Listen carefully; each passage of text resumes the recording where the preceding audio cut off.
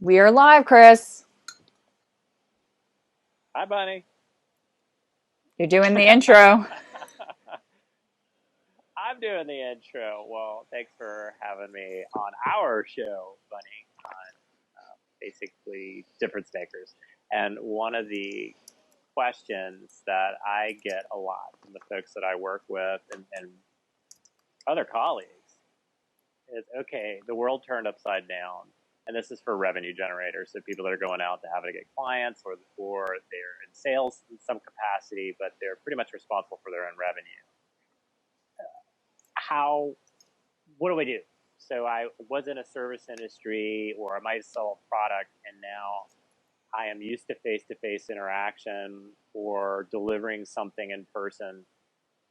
How do I make money? What am I supposed to do here? Or this one stream of business is coming in and it's all dried up. I don't know what to do. Well, the good news is that's everywhere.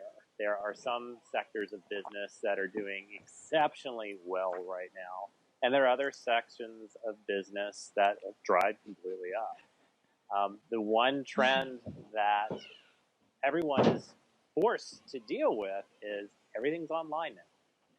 So we're all at a stay-at-home order, and here we are doing everything online. So what I would like to talk about today, and I'd like for you to shoot out a bunch of questions, is how do you do a 30-day pivot? Like, what do you do with your business that's doing one thing now that we're in this new fluid situation? How are you still making revenue? Where are the opportunities that are uncovered right now? And how do you make a living without exploiting the situation?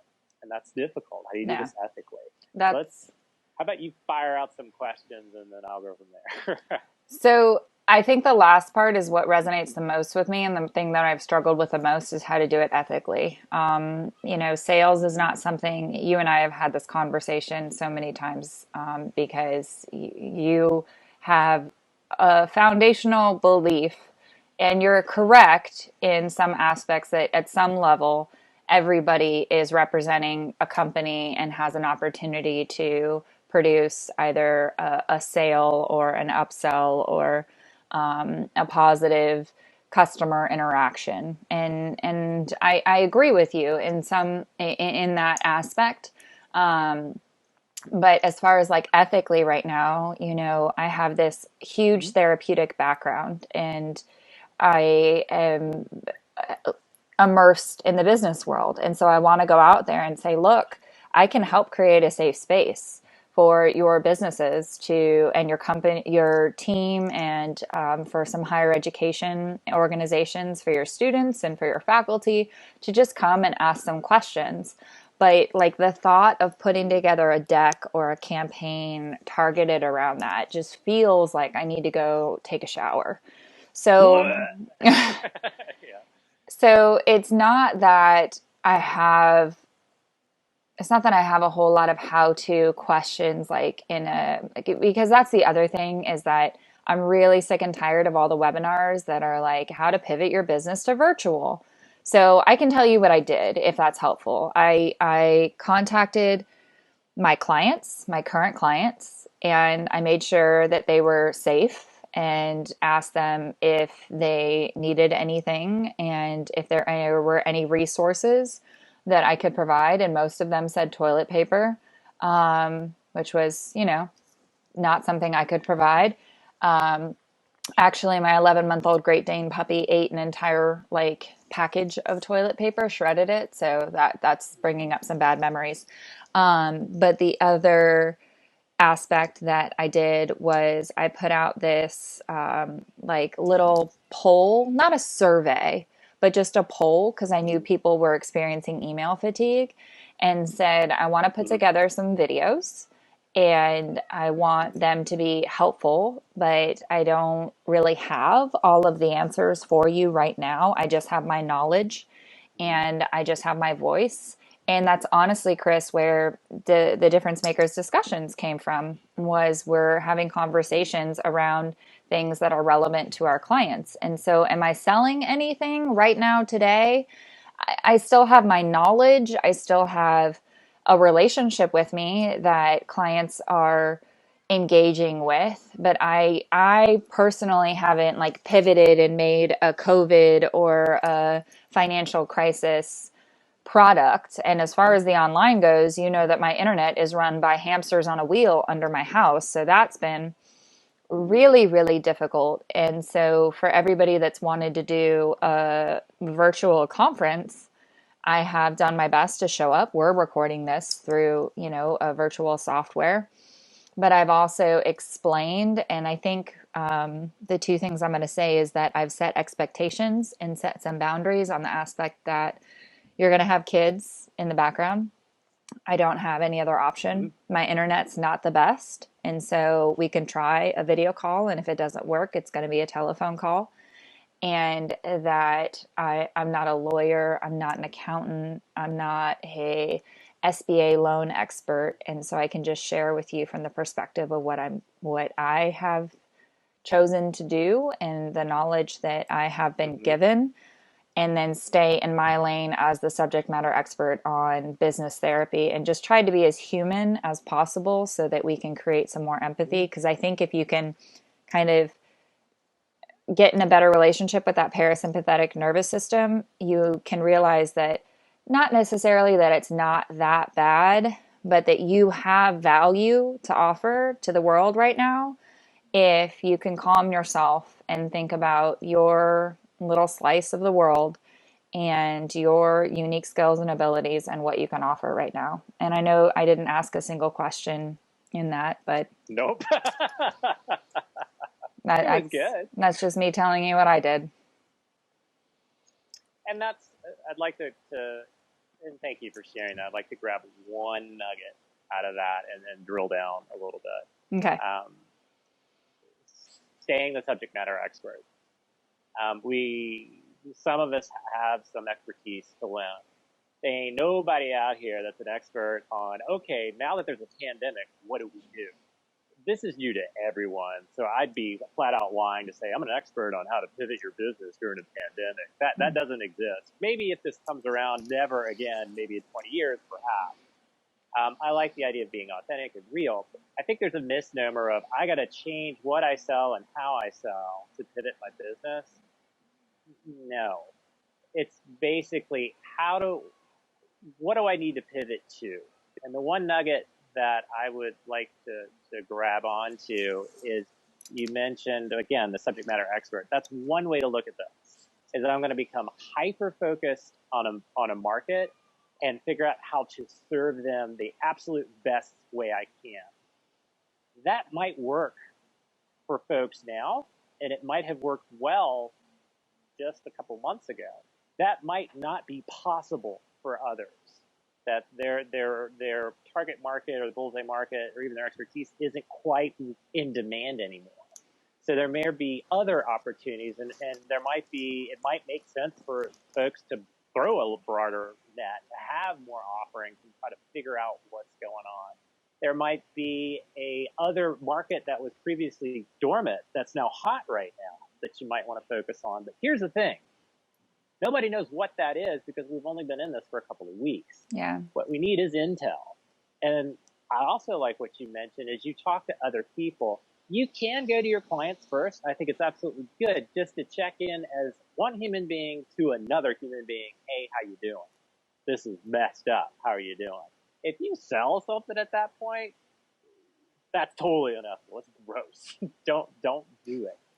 What I recommend is first start with your strategic partners and have an authentic conversation with them. So how you doing? That's the first thing. How are you dealing with all this? Well, you, how are you dealing with all this? What's going on in your world? And that can segue into maybe business, not to talk about sharing business, but how is this impacting your industry? What are you seeing? Because, for example, in my wife's business, there was a trend of basically, and she's a medical exercise specialist, boomers in particular not wanting to do what we're doing right now, go online and have a conversation. It's kind of a widely known, sorry, I was up all night with a screaming child, that boomers prefer to do face-to-face interactions. So for the first 2.5, 3 weeks in this, she was getting very little traction with her boomer clients. Now all of a sudden they realize, this is pretty much the only option I Yeah. have to interact with folks, and they're coming around to doing things more online. Intel is valuable to share with other people in either a related industry or even unrelated industry, because we don't know what's going on. We're all in our little bubbles, literally at home. So the more we share information about what's going on in our respective industries, the more we can kind of sort of track trends, but trends are changing literally week to week, day to day. So being on top of that is the best thing you can do. Then if the conversation segues, and I like, again, having an authentic conversation about how can I help you? What's a way that I can help you? Tell me what you're doing, how you're surviving. Do you need some money? Do you need some child teaching aids? I've got plenty of those, but how can I help you personally? And then if it goes to how can I help your business, you can do that too. And then if there's a way that you see, what would be really helpful if you had someone that knew something about fill in the blank, like how do you file for a small business loan? I'm really struggling with that. I might have an attorney connection that I can connect them to. But essentially, you are getting intel and authentically networking under the pretense of genuinely trying to help someone out. If during that conversation, something comes out where you guys can collaborate, like what you and I are doing, or there's a presentation you can throw together that genuinely helps serve your local community in some capacity, or help people out of a jam, whatever it is. Those are goodwill type collaborations, and those are wonderful, and people are responding to those very positively. If there's a way that there's a product or a service that might help, don't do the traditional call to action type thing. It's more of, if you want more information, or if there's another way I can help you, let me know. You can find me online and we can talk about some different ways. That's it. There's no sell. Yeah. And that's the magic formula of what I've been telling people to do. Put together a list of your strategic partners, reach out to them, get some intel out there.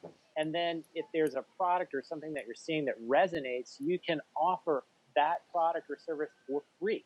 Like, look, I know you guys don't like going online for this service. So again, back to my wife's example, she does medical exercise online. Yeah, there's some screening protocols and whatnot, but a lot of people are like, oh, I don't like that. She said, well, I have a HIPAA compliant portal that I do this through.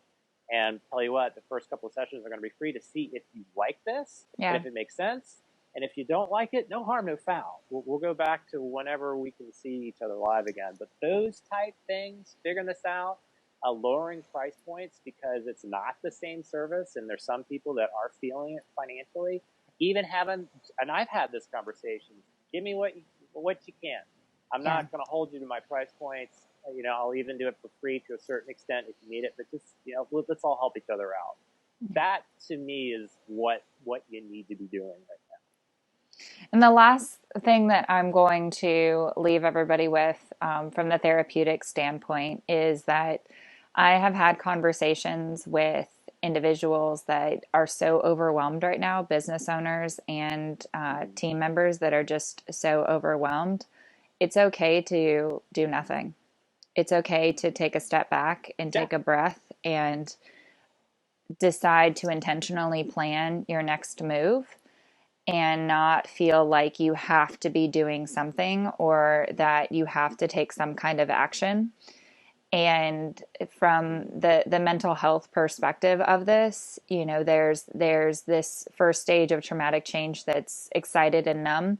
And I just want everybody to hear that it's okay to take a breath and take a moment and take a few days or however long it may need for you to then move forward in a positive direction, because your sanity and you as a resource, as the team member or as the business owner, is something that we can't replace, period. And so it's really impossible to pivot a business without your strong self foundation. So that's what I have for you. And I think you've hit the nail on the head.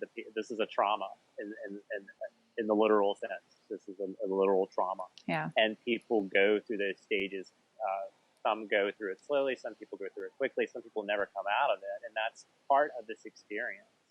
Yeah. Will things change quickly? Yes. Are some people trying to pivot their business because they've got bills to pay? Yeah. Yeah.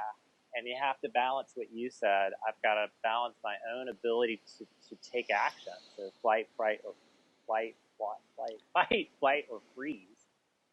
And I got to take as much action as my brain and body will allow me to take. And I have to do it in increments. I think that's a healthy reminder of, Yeah. everyone's going through this at different paces. Yeah. Some people are ready to go and come out of the foxhole swinging, and some people are stuck in the foxhole, and that's normal. Yeah. And that's the point that we made these difference makers discussions for you guys. Just to have a space to talk or listen and be a part of that conversation, be a part of this discussion. So if you have comments, if you have more questions, please leave them in the comments below. If you want to reach out to Chris, that's his LinkedIn handle that's below his name. And you can direct message me through Instagram. That's my Instagram handle below my name, and then you can find us through other links that are in the profile. So please know that our thoughts are with you and that we are in this with you. And from me, thank you for making a difference. Thank you for being a difference maker. And from Chris,